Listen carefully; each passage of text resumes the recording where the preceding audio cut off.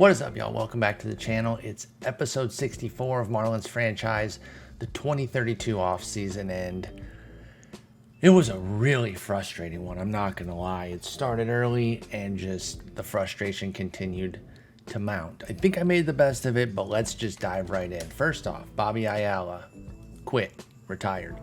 Legendary at teaching pitching, legendary development, outstanding mechanics, excellent aging, gone. Retires. Very frustrating there. He'd been with us for 4 years. His reputation was built up to outstanding. He was controlling, but the way we have our staff roles, that was fine. The hits kept coming. Trinidad Hubbard also retired. Did they team up to do this? Legendary teaching hitting, and the same legendary, outstanding, excellent on the development mechanics and aging. His reputation was built up to excellent. We've had him for 5 years. So those were both very frustrating retirements there. Did not expect that. Had to plan for that. Then so did our assistant GM. This one, not as painful. Jeremiah Green piecing out to retirement. Okay, fine. That one I wasn't too bothered by. But the pitching coach and hitting coach leaving, those were very frustrating. He enacted, Shane Boz took on his player option. So he'll be with us for one more year here at $8 million. Not bad. He has a limited no trade.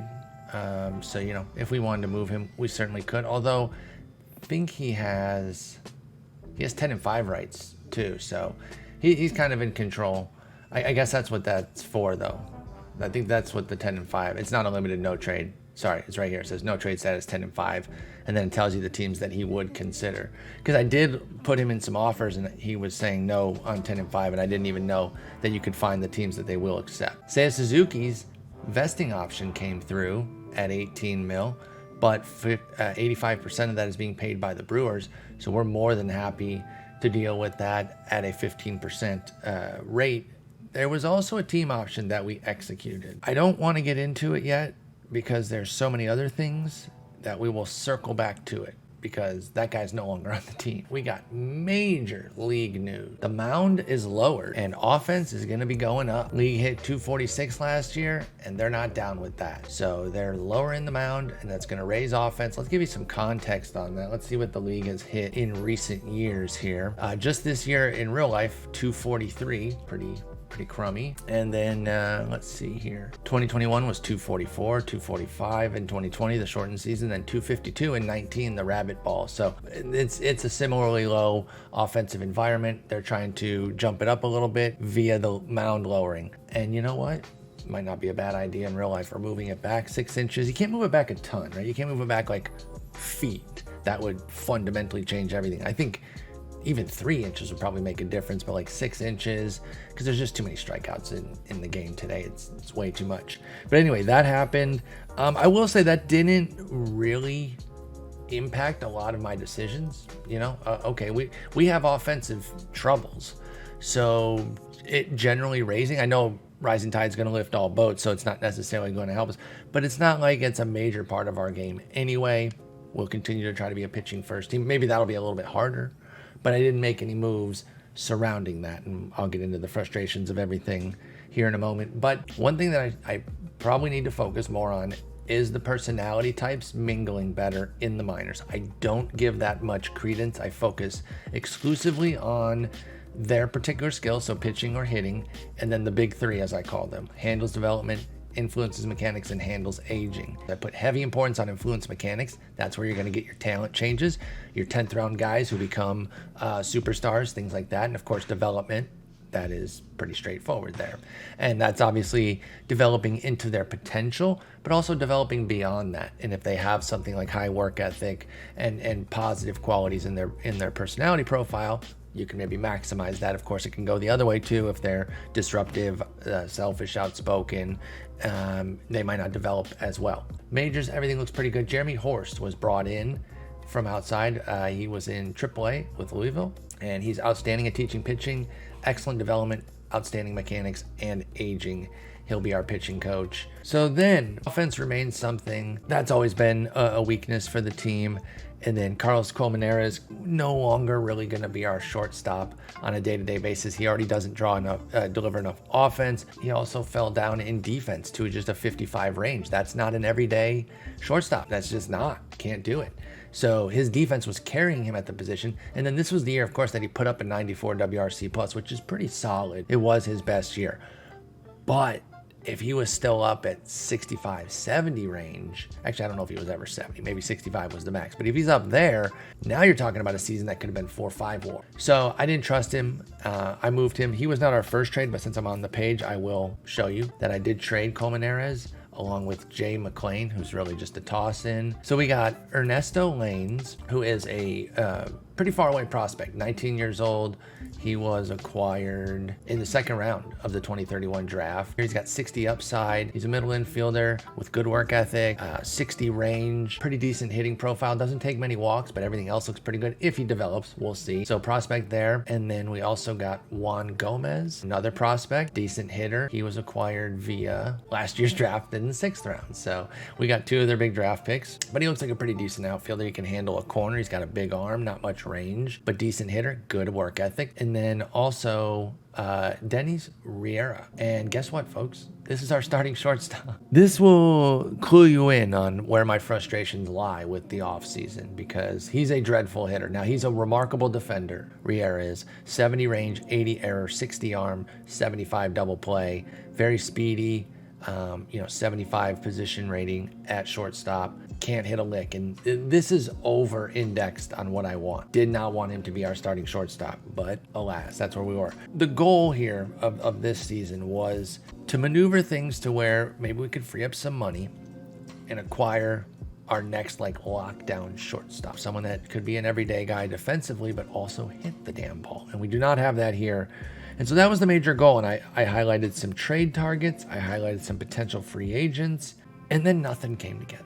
First off, poor, didn't have enough money. So I started to go look for trades, and they just weren't materializing. It was really difficult to find potential trades for somebody like J-Rod, like Julio Rodriguez, because he's making 26 mil, call it 27 at 26.6 round up. It's coming off a bad year, but I couldn't find any. A lot of teams couldn't afford it. So that was the biggest trouble there. So if I'm taking money for money, I'm not getting to my goal there. That was a big problem. Okay, maybe I'll trade Highland Hall.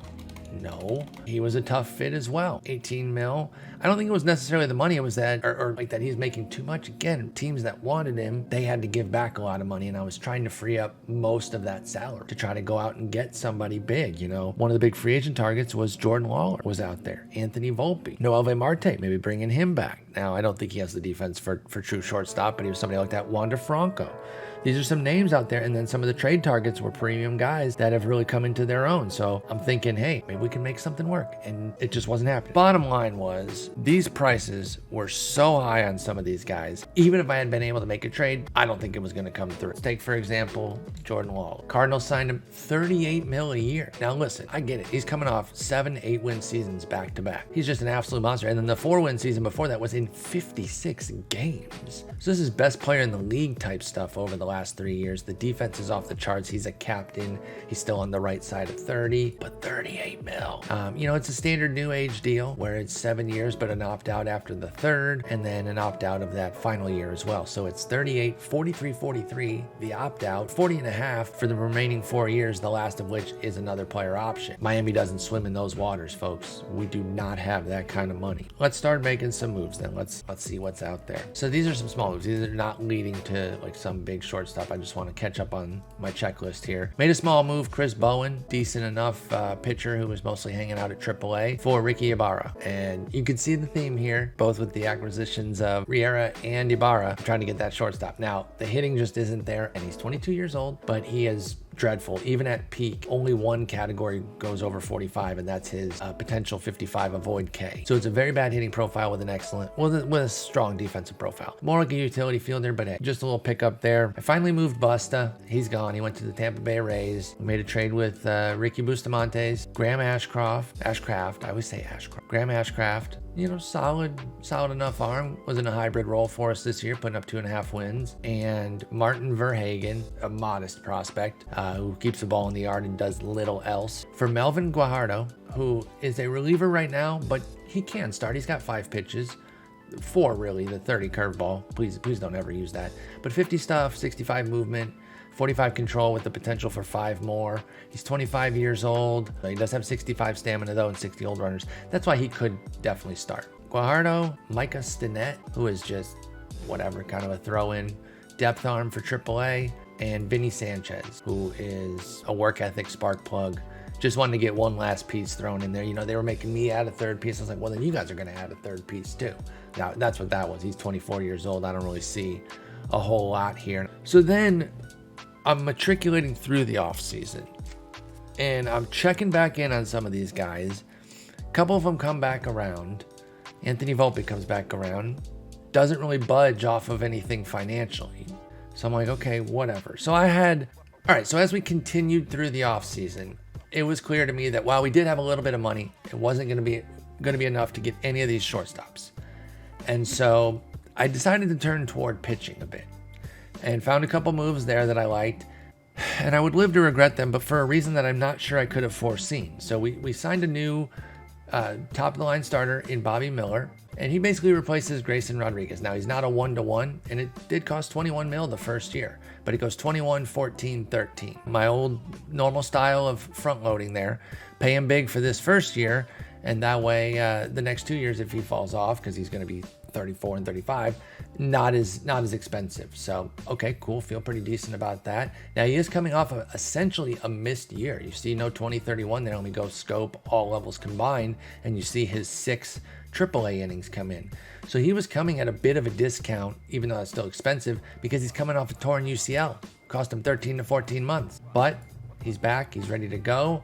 We ran scouting on him. I mean, this is what he is. So I feel pretty comfortable about that. The velo's still there. Everything still looks pretty good. Okay, cool. Then we also turned our attention to Hyuk Kim, premium reliever, 24 years old, coming out of South Korea. A little bit more than we like to pay for relievers, especially because we've proven ourselves quite good at cultivating relief. I mean, he's a 75 now with 85 upside, just a huge, not prospect, but a huge arm coming out of Korea, South Korea. I wish that he had that third pitch. We could finagle him as a starter, but it's just not there.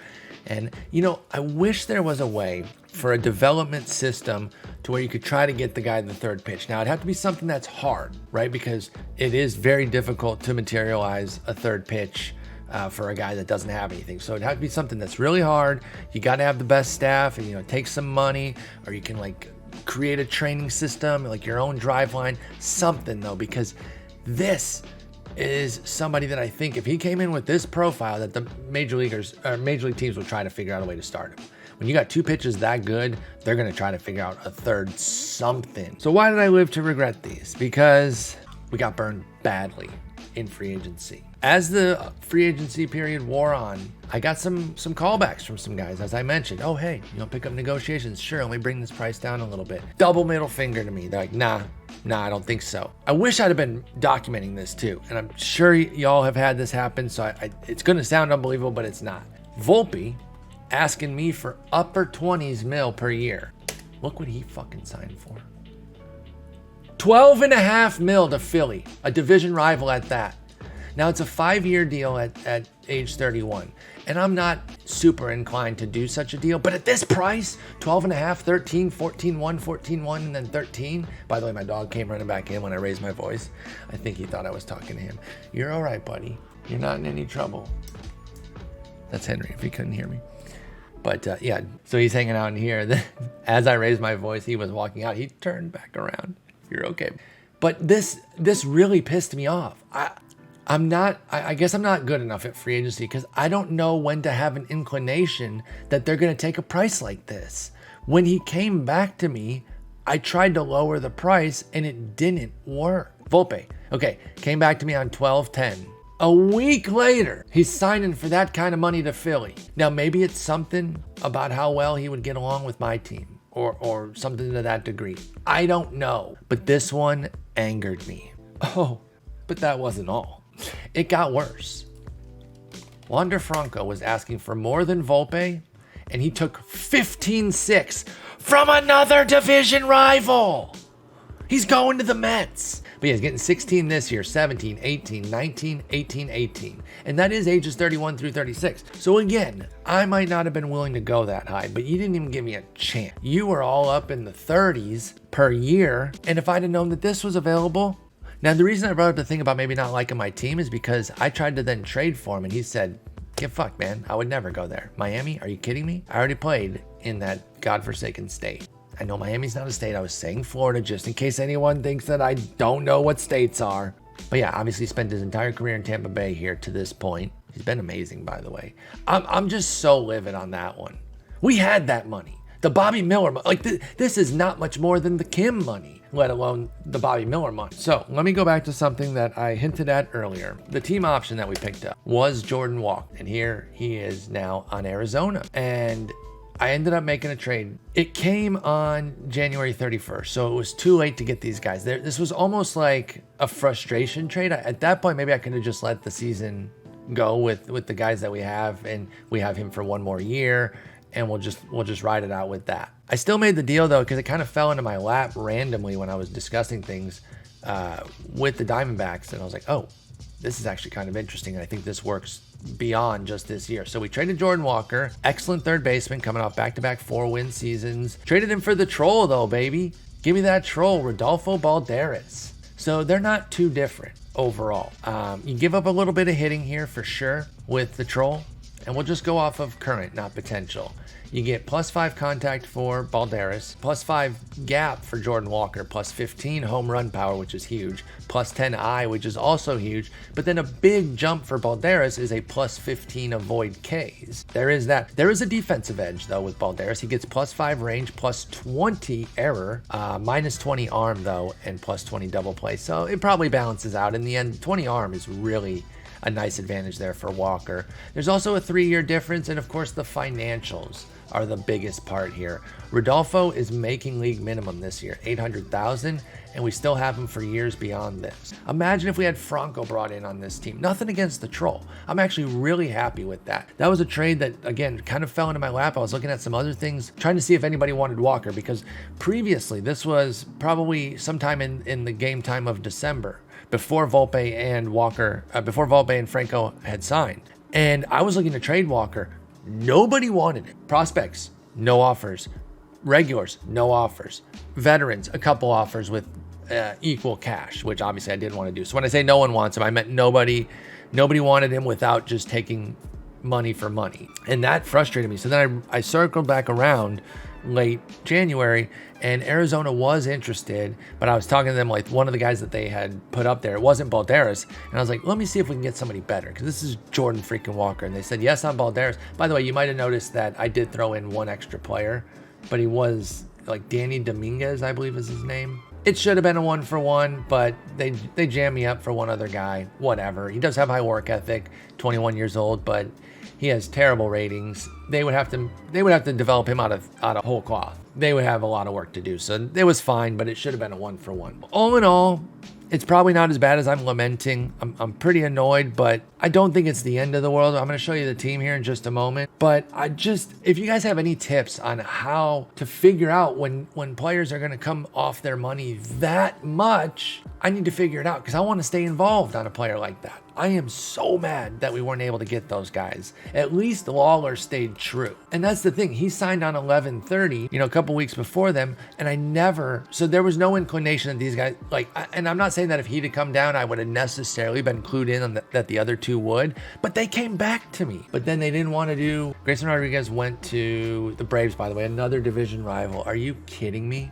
Are you kidding me with the rest of the division just getting absolutely stacked? All right, so let's look at the team, and then we'll get into the offseason rundown there for the rest of the league. You've already seen that the rest of the division got good. So we have Sebastian Byro. Nothing, or I don't say nothing, not too much has changed. You're pretty abreast of all the offensive changes. I do have an offer out to Patrick Bailey to come back, since we got that extra money from the Walker trade. I figure we might as well spend some of it. 3.3 mil out to Bailey to be the backup again. It's fine now that we have a few bucks. Oh, also, just gonna come clean with y'all.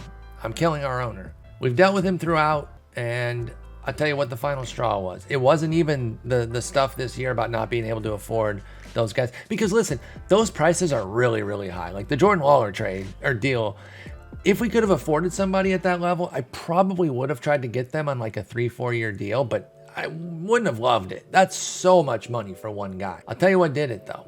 And the reason that he's 100, which means he will die soon. Look at this. Look at this budget horseshit that he came at me with. He comes off of the offseason and slashes the scouting and player development budgets in half. Not quite in half. Don't check my math on that. It's not even really close to in half, but it's very low. From 7.3 mil to 4.5. From 13.5 to 8.8. That's ridiculous. What is your problem, Edgar Sanchez? So he aged from 68 to 100 overnight. I don't know what happened. Reverse Benjamin Button. I don't want to hear it. And so he'll go and listen, if we get another crappy profile here, whatever. He's actually generous fiscally, it says, but meddling involvement. And that's a bigger problem. I want to be able to control this stuff because then when we're not getting free agents, the way we weren't really getting any this year, I could pour that money back in to the team. We have 26 mil now. I'd put all that into scouting and develop, but no. So, all right, Byro, starter, coming off his career year. Let's hope he can hold. But Ethan Anderson is currently the backup unless Bailey signs. He is a captain, standard backup catcher fare, nothing too special. Jonathan Turner is still our first baseman, of course, coming off 31 homer season. A little bit lower than his 116 WRC plus, down to 114, 2.5 WAR, down to 2 flat. Arcadia Muller at second base, looking great. Coming off a 124 WRC plus, big spike up, 4-win season for him. The Troll, Rodolfo Balderas, coming in at third base, taking over for Jordan Walker. Dennis Riera is our shortstop. Can't hit a lick. Great defender. Again, we're kind of back in that Colmenares mold. I didn't really want to be here, but at least it's better than last year Colmenares from a defensive standpoint, right? And then hopefully we can develop. I'm going to get to the prospect there, Juan Archuleta, in a moment. Highland Hall in left, returning. He's been good for us. He's on his last year with us probably. He would have to have like a 45 homer season to pick up this $26 million option. In fact, I don't even know that I would at that level. He's in his last year with us. J-Rod in center, trying to bounce back from a dreadful season. Dreadful for him. I mean, he did only shave off 1 win from his previous 2 years because he did rally to a 94. I keep forgetting that he did rally. He looked awful through a good portion of the year. He rallied late, salvaged the season. So it was a down year, but I don't want to overstate the badness of it. Seiya Suzuki, going to get his first full year with us. He was okay. Coming over in the trade, he dropped from a 131 to 91 WRC plus, 40-point dip. Part of that is the 35-point BABIP drop. Part of that is the park. But I still like him for a full season with us. Tony Padilla coming in at DH, second full season with us. Led the league in plate appearances last year. Put up a nice season. 3.3 WAR, 128 WRC plus. Just a great year. Our bench is kind of robust, actually. One of these guys can't make it. It'll probably be T-Money, to be honest. Teddy Cashman has been kind of that 27th man for us for a lot of his career. He started off, an everyday player, had a decent 2028, but he's never really been much more than a solid player. But look, he's one of our first draft picks to actually pan out, to develop into something. He was a 5th rounder. This is not a bad payoff for a 5th rounder. We'll see if he has a huge spring. He can maybe force his way on the team, but I'm thinking it's going to be Acosta, Archuleta, and D-Rod. Acosta's kind of stuck here too because he has no options, and he's a 29-year-old captain. Team seems to love him, so he's coming off a really bad year. He's not this bad. This is probably it for him. Then we have Juan Archuleta. Now, this could be the future at short. He doesn't have amazing defense, but it's pretty good. 60 range, 65 error, 60 arms, 70 double play. I would kill for 5 range there. I kind of like to be no lower than 65. And then Danny Rodriguez, we know about him. He can go fill in the outfield for anybody if he needs to. He's stressed a little bit in center, but can play a corner quite adequately.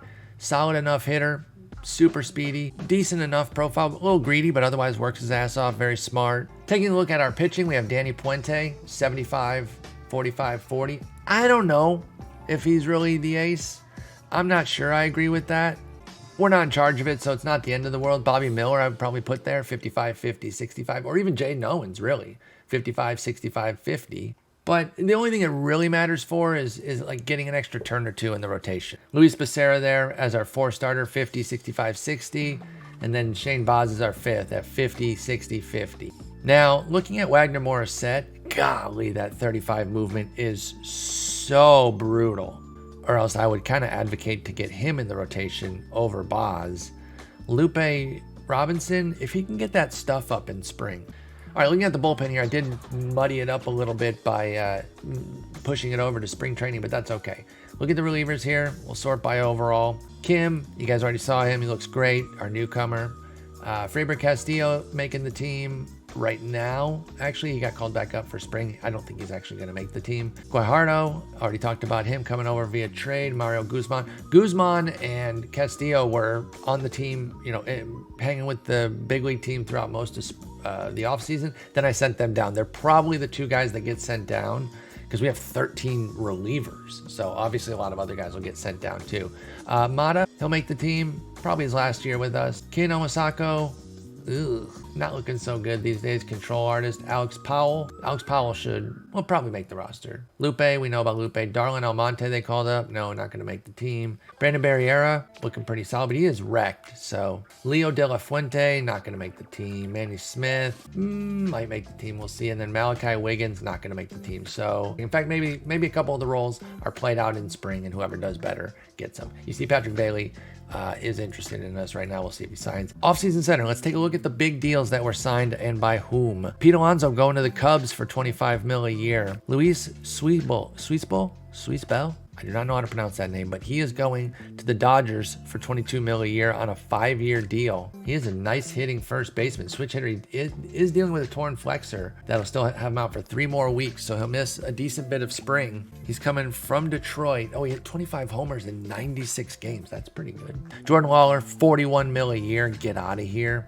Brian Reynolds, $35 million a year. So, whoa, St. Louis went on a spending spree here. Look at this. They signed 5 guys in a row: Lawler, Reynolds, May, Lux, and Henry Gonzalez. Let's see what that cost them. $116 million in a 3-day span, right? There's 30 days. Yeah, 1, 2, 3 days. That's insane.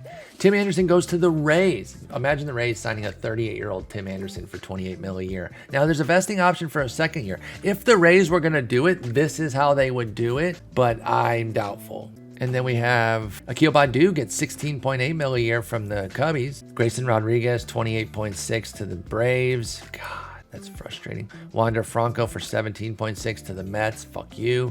Bobby Miller for $16 to us. Dodgers get Tristan Casas for $15.6 million per year. Drew Romo gets a 10-year. I had some interest in him because he's 80 catcher ability. I mean, he cannot hit, but he put up a 5-win season with an 81 WRC plus. He adds so much to the pitching. Johan Benitez is going to Texas for $22 million per year, but he's getting replaced by Jordan. Well, I guess Balderas is getting replaced by Jordan Walker, so they still lose Benitez. I don't know if they replaced him outright. Jorge Vera signs for $14.8 million per year with the Dodgers. I'm unfamiliar with him. He looks like a pretty solid starter. He looks a lot like Bobby Miller, and we didn't have to pay that much for Bobby Miller.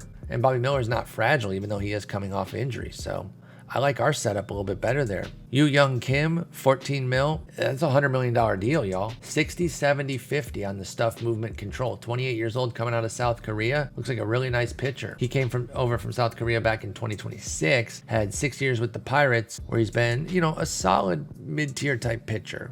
Chase Silseth for $27.8 million per year, 6 years with the Twins. I was pretty interested in him. 65, 60, 65 on his ratings, but just too pricey there. Anthony Volpe for $13.3 to the fucking Phils. Horse shit. Dario Garcia, $17.8 million a year to the Dodgers. He's at 55, 60, 60. Not bad. Jesus Sanchez, $12 million a year for 4 years to the Red Sox. He's still solid. Hit 26 homers last year with a 276, 340, 531. That's a nice year. $15.2 million to Royce Lewis. Noelve goes for $24.4 million to the Brewers on a 2-year deal.